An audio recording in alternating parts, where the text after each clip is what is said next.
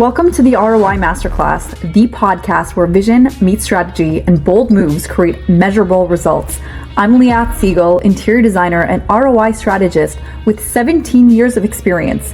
I help businesses transform properties and ideas into high-performing assets. This show is specifically for real estate investors, hospitality operators, and boutique developers who aren't afraid to take risks, challenge the status quo, and demand a return on every decision they make. Each and every week, we talk with innovators and leaders across industries about the strategies and the insights and really all the unconventional thinking that turns potential into profit every single time. If you believe that smart design, decisive leadership, and strategic risk are the keys to real ROI, you're in the exact right place. Let's dive in. Welcome back to the ROI Masterclass. We're joined by Christopher Woodruff, CEO of Woodruff Brokerage Company and the Cotton Companies, a visionary developer reshaping how communities grow. With over 2 decades in real estate, his work spans commercial, multifamily, and adaptive reuse projects, blending financial precision with a deep commitment to smart, sustainable development. Thank you so much, Christopher, for joining us today. Thank you. You were recently in Korea. Tell us a little bit about that trip, what that was about, and what brought you there. Sure. So the opportunity to go to South Korea was, I was given the chance to be a part of the Columbus delegation. So I'm from Columbus, Georgia. And for me personally, as a developer and as a very civic-minded individual, I believe that the economic development of your city and of your region is critical for the success of your developments. And I've been heavily involved with our city's growth and development and heavily involved with a lot of the nonprofits within our community as well. Economic development, as I said, is a major component of any developer. It should be, at least. Everyone should always be looking, in my opinion, towards what's coming in the pipeline, whether it be industry, whether it be job growth, whatever it may be, and how can you help add to that? What is your opportunity for that? So for me, the opportunity was presented that I could come over and be a part of the Columbus delegation, and along with city leaders, our mayor, the president of Columbus State University, the head of the economic development group, and also the superintendent of our school district. We all went over there to work with the city of Jinju. Jinju is a town that is very similar in size to Columbus. So they're 300,000, we're 210,000, but have very similar originations. So they were a small town that was really received its tremendous growth because of 4 entrepreneurs that all grew up on the same street. Those entrepreneurs were the individuals that started LG, Samsung, GS, and Henson. And so much like Columbus, which was founded by entrepreneurs that started Total Systems, started Aflac, started Synovus, Coca-Cola was birthed in Columbus, Georgia. So the cities were all surrounded by that entrepreneurial spirit, but also by the ideology. For Jinju, it was K-entrepreneurship. For Columbus, it's servant leadership. And so I was over there to work with Jinju and to work with our city leadership to create a sister city agreement and also to put Columbus on the map, both globally and nationally with Korea. We have just recently brought in a company called JS Link, and they are expanding into Columbus, bringing 500 jobs, investing about $250 million into Columbus, which is a lot for a tertiary city of our size. So it was a chance. It was kind of a Trojan horse for economic development, right? We go over there, talk about servant leadership, and we talk about what we can do and how we are the same, and sign the sister city agreement. And it was an opportunity to show the world who we are, and that's what it was. So we went over there, we did the sister city signing agreement, and we were able to have a panel where, again, the mayor, the president of CSU, Stuart Rayfield, and the head of Choose Columbus Economic Development, which is Missy Kendrick, David Lewis, who's a superintendent, and myself, were on a panel on a stage for about an hour and a half, discussing and giving our viewpoints on Columbus and how Columbus and Jinju can work together and what it means to be a sister city. I was there on the private sector side to talk about what entrepreneurship and servant leadership can do. And for me, as a developer, you add those two together and you create community renewal and community revival. And that's what my developments have done in Columbus. So I focus on adaptive reuse projects, really trying to remove urban blight and taking the worst of the worst and turning it into something with an ROI. But my ROI is not just financial ROI. It's interpersonal. It's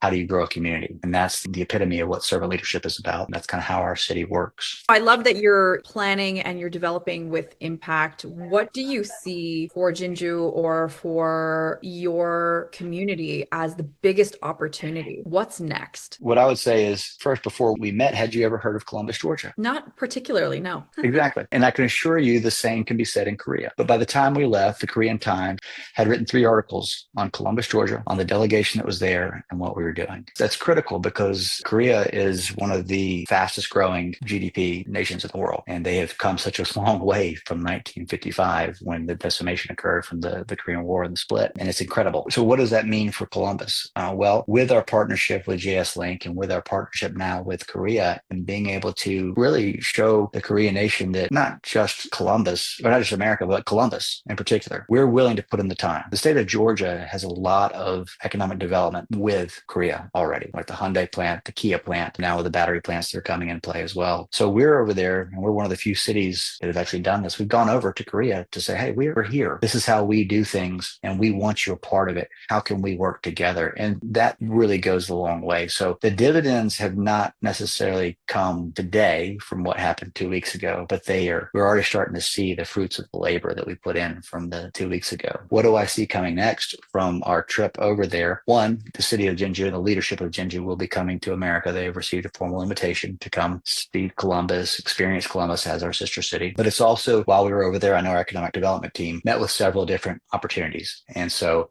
again, going forth and doing the old Southern hospitality of just getting there and shaking somebody's hand, it goes a long way. You flew halfway across the world to come see me. Yes, we did. We're from Columbus, Georgia, and that's who we are, and that's how we operate. That's so powerful. What did you learn from them? Was there any key takeaways from how they operate, how they live and function that you can bring back home and implement within the community here? What really stood out the most was the hospitableness of everyone, for no other reason than it's just who they are as people, the respect that is given without necessarily being earned to individuals.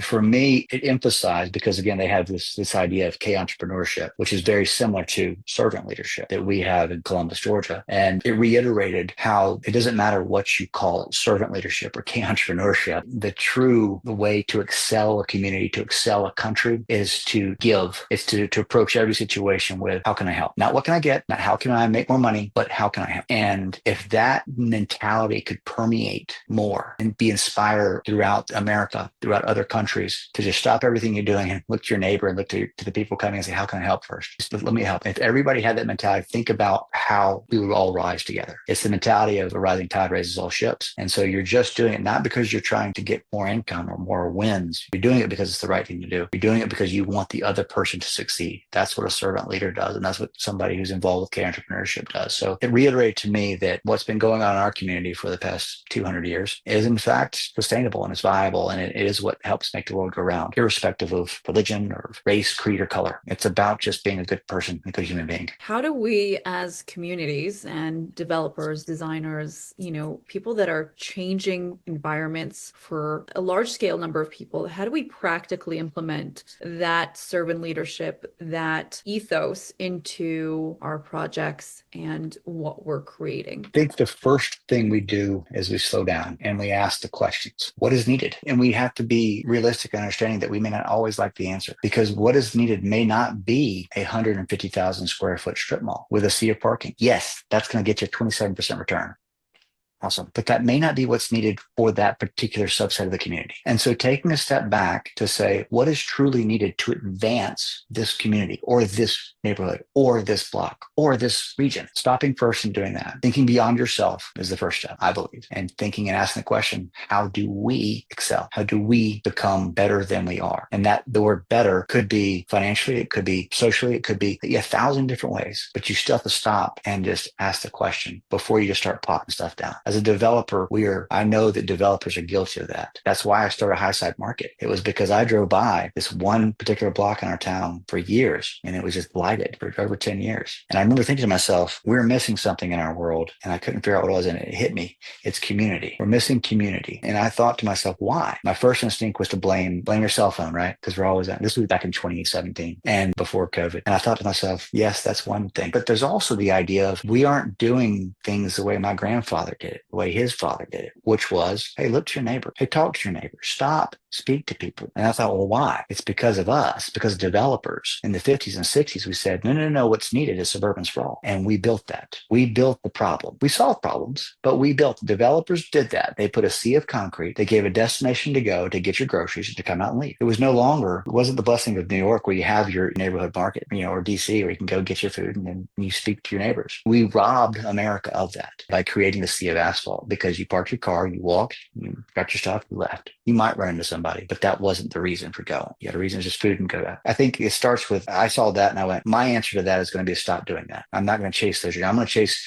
opportunities to bring people together. And that's what High Side Market is all about. So I took this block of Columbus, Georgia, and I went, let's reinvest into it. Let's reinvigorate it. Let's bring community back together. Let's give people a reason just to come and to be. They can be a pedestrian. They can be a shopper. They can be somebody who just sits and listens to music. I don't care. Give them an opportunity to come together, because where there are two, there's he, and iron sharpens iron. You can't do it alone. This whole idea of individualism, as beautiful as it may sound to the new generations, like a newsflash, you can't do anything on your own. You have to do it in teams with people. That's how we succeed. That's who humans are. We're built to not be in isolation. We're built to be together. I mean, that was literally going to be the question I was going to ask you. What class type, what asset type is doing the best, or it has the biggest opportunity for your whole ethos of change and impact? And obviously it's community, but let's be real that in New York, nobody talks to anyone. Unless a Southerner walks up there, then all of a sudden you freak them out, because you go, hey, how are you? And they're like, what do you want from me?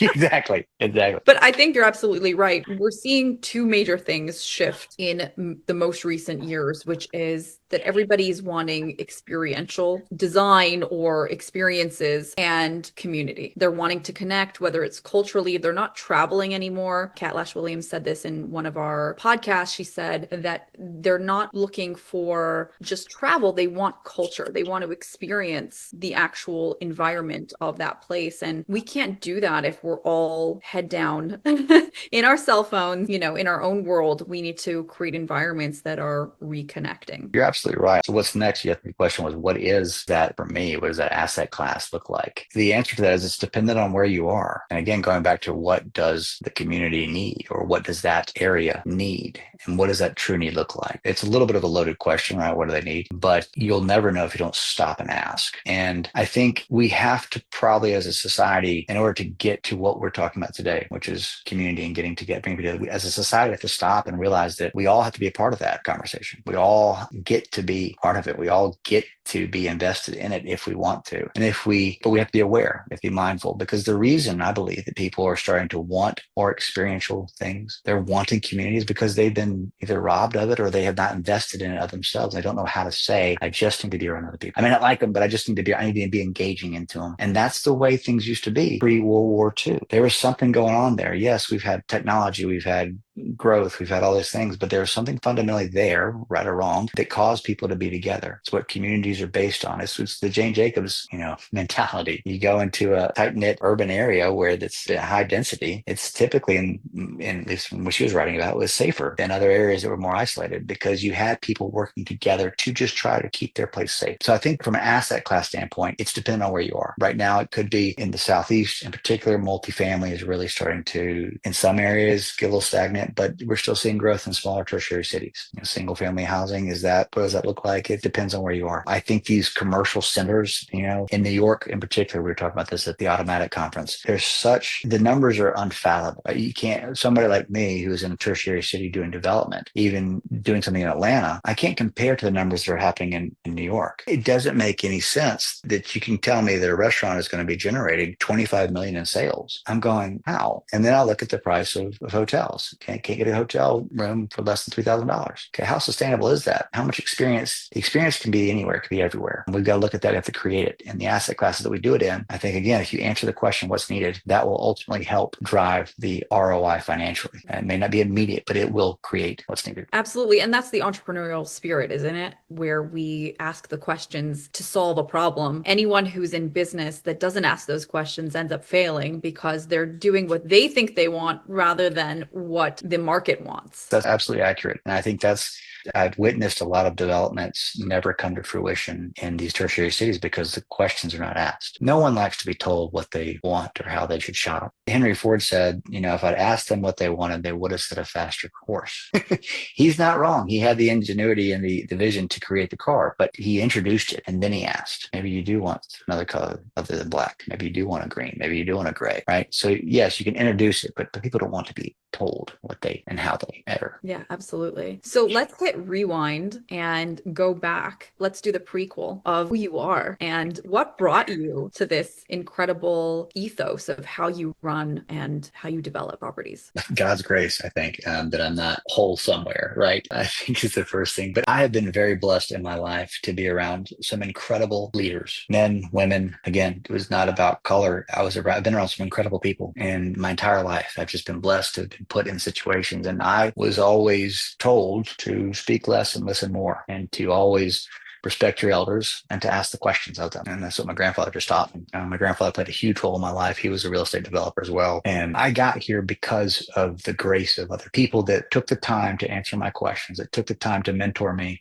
that took the time to lead me and show me that, hey, this is what a community can be if you invest in it with your time, with your vision, with your finances. This is what it can be. Look at what's been done here, here, and here because people have done this. To whom much is given, much is expected. And people are given everything. Some people are given vision. Some people are given finances, some people are given the chutzpah to go do stuff, right? And that's what you have to have. You have to have all that. But if you've been given that, you should give that back. And I got to where I am today because of the grace of others. People took the time to share with me just their time. I was fortunate to go to a great primary school, and then I went to University of Colorado at Boulder, studied, got a degree in English, and then was fortunate to graduate and made it back to Columbus, Georgia from Boulder, and had the chance to work with my grandfather while he was kind of taking the company to a standstill. And then I worked for some other folks. And in that process, I received a master's in real estate development from Auburn University, and then received an MBA from Clemson University as well. So I've done all this stuff by the grace of others, and I've gotten to where I am because I've been really interested in I want to help other people because that's what I watched my grandfather do, that's what I watched my parents do, and that's just how we were raised. We were raised to help others because that's what you're supposed to do as a human. That's very humbling to hear you talk about how other people have shaped who you are today and how you approach development. There's so many people that can say, well, I did this and I did that and I accomplished this or that. But I think it goes back to what you were saying in terms of community, that we're leaning one on the other and everybody kind of held up by the next, right? And the other person, like in the movies when somebody climbed on their back to give them a boost up to climb over a wall or whatever,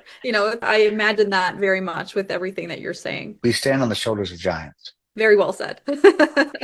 Question for you. How does design and planning affect the ROI of a project? We talked about understanding what the market wants, what they need. We talked about community and impact. But now in terms of planning and the actual implementation, how do we achieve the highest ROI possible? Step one, get a good team and recognize that you don't know what you don't know. Planning and design it's critical. You can put up a box on a piece of dirt, and it can be just that. Take that same box that was an industrial style building as a hypothetical, right? 70 years later, you take that same box and you reimagine it and you repurpose it and you breathe new life into it with creative design, with a planned site design and site development. How does it interact with the community around it? And you'll quadruple your return because you have done something by taking the time to design, to plan effectively and prudently, right? Which is one thing we were taught at Auburn University. It was, there's a difference between being a developer and being a pragmatic and prudent developer, being a responsible developer. It is a developer's, I would argue, their responsibility with the role that they have to do just that, to invest more time, more energy, and more dollars into the planning and design phase of your project. Because in doing so, you'll have to ask the questions. You'll have to answer the question. How do we make this project more efficient, more operable? How do we do X, Y, and Z? And how can we take advantage of the things such as building placement, such as sunlight, such as all those things will drive your ROI, whether it be by creating a better experience or by creating a more efficiently operating building. 4 degrees of a building's placement can horrendously or gratefully impact your energy costs. And do you put the sunshades on? Do you do X, Y, and Z? I mean, look, you don't have to believe in LEED standards or BREEAM or any of the other acronyms you want to talk about with sustainability. But I promise you, even if you don't get and I've done several LEED buildings, and I think LEED is great. Got a place for it. Building to LEED standards, irrespective of the designation, you will see a return in your ROI with operation. You put up, maybe if you're being charged with putting building a 16 SEER unit on a building versus a 12 SEER, yes. Does it cost more? Yes. Will you realize that in operational savings? Yes. By what amount? It's just math. You figure it out and you'll see it. And so this whole idea of green building design, I think, okay, yeah, green, but what's green? Could be for the environment. It could be the economics of it. And so building to these standards because it's designed properly, because you're doing it full. I mean, heck, with High Side Market, I did a lighting design study just to understand what does 2700 Kelvin look like versus 3500 Kelvin. And what does that do to the ambiance? Because ambiance will drive people to or away from your development. Yes, not to mention CRI, which is a number most people don't know about. You need to, like when you go into your closet and you're putting on like a jacket or something, it looks one way, and then you go out in the sunlight, it looks something like a completely different color. That's CRI, right? And especially with aging in place, if you're developing a property for the elderly or people who are aging in place, they need lighting. That is huge component. And you don't have that. That is also liability. You need to make sure that they can see where they're going. Yeah, agreed. And how does like the aesthetics, the curb appeal, all of that impact property value and return on investment? For me and the products and what I produce, I mean, I'm not building an industrial building in an industrial park that is just producing widgets. I'm in retail. I'm in hospitality. You have to have that appeal. You have to have that eye catch. You have to have that curb appeal. Otherwise, your retail may not be able to survive as well as it could. And I think just like there was a study done a while back about blight and the impacts that it has on individuals when they walk by it. They found that when a human walks past a building that's been blighted or run down, that their head will subconsciously, you drop, I think it's like a half a degree or a degree down. And that drop will change your entire mentality and feelings. So it goes from a state of happiness to a little bit of depression. And that happens subconsciously when you walk past something. So when you see something develop in this bright, in this area, your whole inner dialogue changes. And that tells you, I want to go in, versus the aesthetics of something that are plain and boring. You may not want to go in. So for me, being in retail and, hospitality and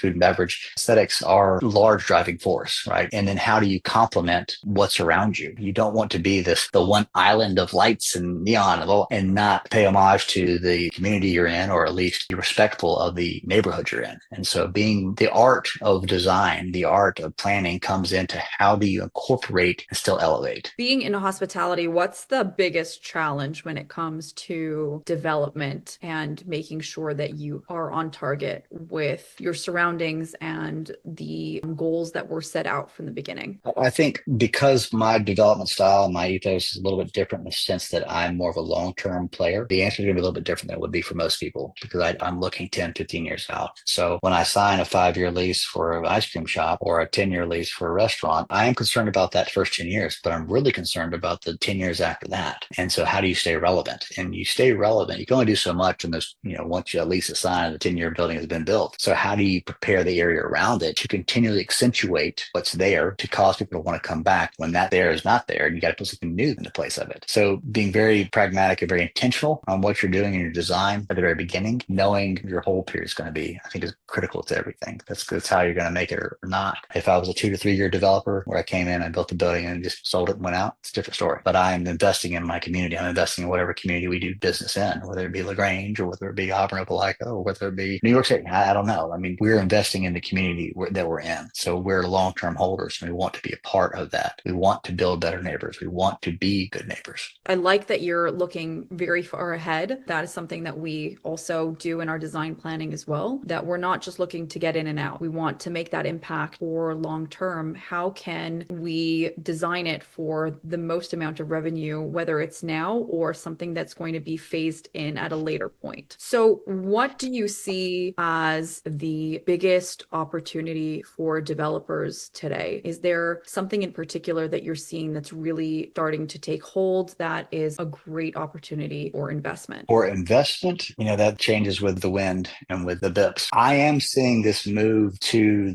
what I'll call the secondary cities to being a great opportunity for investment. But I'm also seeing that bleed into the tertiary cities. And I think if you're a long-term player, if you're somebody who, again, is not looking for the quick and easy return, but you'll be able to wait it out, I think the secondary cities, secondary markets, the Birmingham, Alabama of the world, especially the Chattanooga, Tennessee's, they're ripe for the come up. It hasn't already been picked over already. But the Columbus, Georgias of the world, these are the tertiary cities that what's going to happen in the state of Georgia, especially Atlanta can only get as big as it can get before you start bleeding out and hitting these smaller towns. And so to be forward thinking enough to say, where is the traction going? Where is the industry coming in? The opportunities for investment lie in the purchasing the land and where the movement is going. As my grandfather always said, I always buy land north of the town and wait. And some people have investment strategies of waiting 50 years. It works. I love that. Amazing. Can you share with our audience your 3 biggest tips? If they are developers or investors, what would you tell them? Know your why. If you know your why, the how will usually take care of itself if you drive towards that why, and make sure a good why, a good, true, heartfelt why, godly why, one that it does more than just answer the question of how much money is in my pocket. That'd be number 1. Number 2 would be listen. Listen to yourself, listen to wise counsel, and listen to the market and listen to the pulse of the community. If you do those things, your investments will usually shake out okay. And lastly, I would say is take that risk, but make sure it's calculated. There's nothing wrong with taking the first leap as long as it's calculated risk. And know you have your goes and no-goes and have your exit strategies incrementally along the way so that you don't lose your butt. But take the risk and be the leader to build better things and to build a better world. Amazing. If there was one question you wish I would have asked you, what would it be? That's a great question. I think I would have wished that you had asked maybe, I don't know. You've asked a lot of very poignant questions and I appreciate what you've asked. I think maybe how do we get in touch with the cotton companies and how do we bring the cotton companies into our cities to, if nothing else, to at least help us build a better place with or without you, Chris. Because if we can establish this ideology of servant leadership throughout our communities and throughout the world and throughout our nation, I think that anything's possible. And I think that's important. So maybe the question I wish you'd ask was, how do we get plugged into this ideology of servant leadership? What are ways that we can do that? And I would tell you step 1 will be start with reading something by a book by Robert Greenleaf. Let's move Chris Woodruff and the cotton companies out of it. Robert Greenleaf he studied servant leadership. Brilliant man. And starting there is a good place. I'd say that would be the one question I would wish you'd ask is, how do we plug servant leadership into everything we do? Amazing. And thank you for sharing with us how we can do that, what the first step is. And the second step is getting in touch with you. And how can our audience do that? By checking us out online at thecottoncompanies.com, also woodruffbrokerage.com. And you can always reach out to us at info@thecottoncompanies.com or info@woodruffbrokerage.com. Amazing. We'll have your information in the show notes. Thank you so much, Christopher, for joining us today. Thank you for the time. It's been an honor and a true pleasure.